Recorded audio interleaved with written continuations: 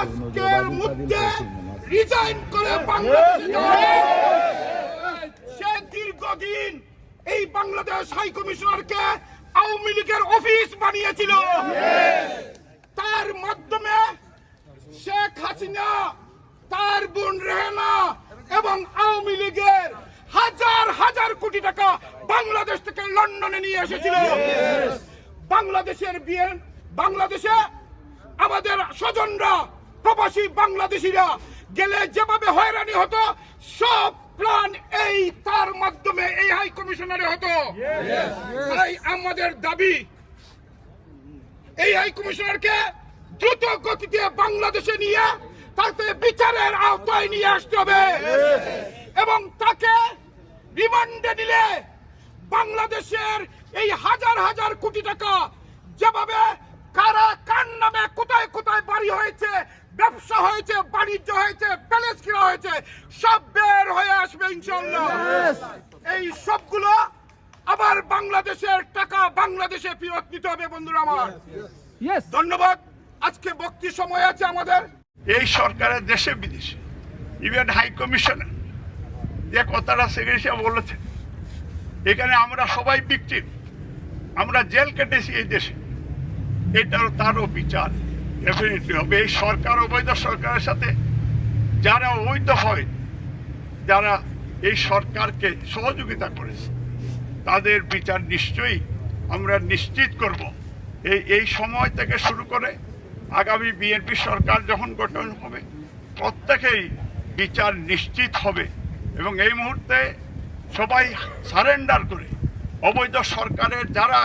যে যেখানে আছেন, ইনক্লুডিং হাই কমিশনার, সবাই আনকন্ডিশনাল ক্ষমা জাতির কাছে চাইতে হবে, প্রবাসীদের কাছে চাইতে হবে এবং ক্ষমা চেয়ে আমার মনে হয় বাংলাদেশে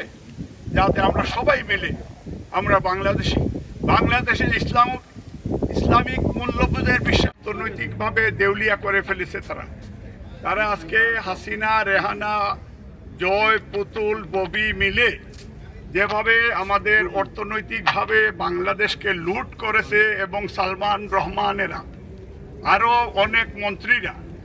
যেভাবে দেশের অর্থনৈতিকভাবে সুইচ ব্যাংক সহ ওয়ার্ল্ডের বিভিন্ন দেশে টাকা সরিয়েছে, আমরা ডক্টর ইউনূসকে এইমাত্র আমরা মনে করি, আমরা স্বাগত জানাই, যেহেতু আমাদের দলও সাপোর্ট করেছে উনাকে এবং সেই সাপোর্ট যেহেতু এখন আইনের সুশাসন প্রতিষ্ঠা করার জন্য এবং যে অর্থ পাচার করেছে, ইমিডিয়েটলি তাদেরকে বাংলাদেশের প্রচলিত আইনের শাসন, আইনের আওতায় তাদের বিচারের জন্য আমরা আহ্বান জানাচ্ছি এবং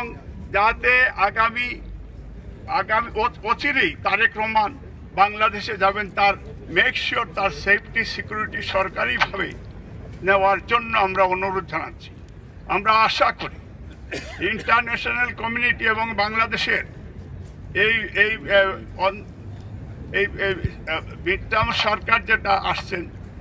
অন্তর্বর্তী সরকার, এবং তারা প্রত্যেকটা নাগরিকের জানমালের ব্যবস্থা নিশ্চয় করবেন এবং স্পেশালি তারেক রহমান যাতে মেক শিওর বাংলাদেশে যাওয়ার আগে তার প্রত্যেকটা প্রটোকল যেন পায় এবং আগামী দিনের প্রধানমন্ত্রী হিসাবে আজকে দেখেন হাসিনা দেশের বাইরে কিন্তু ফুল প্রোটেকশন, দুইজন জেনারেল তার সাথে দেশের বাইরে সরকারি খরচে এটা তাদের বেতন দেওয়া হচ্ছে। আমরা আহ্বান জানাবো যে একই বিষয়, আমরা চাই না যে ওই ধরনের প্রটোকল, আমরা চাই যে অন্ততপক্ষে বাংলাদেশের স্বাধীনভাবে একজন নাগরিকের এবং একজন লিডারের, বাংলাদেশের লিডাররা যে ধরনের প্রটোকল পায়, এই প্রটোকল নিশ্চয়ই ব্যবস্থা করার জন্য আমরা আহ্বান জানাই।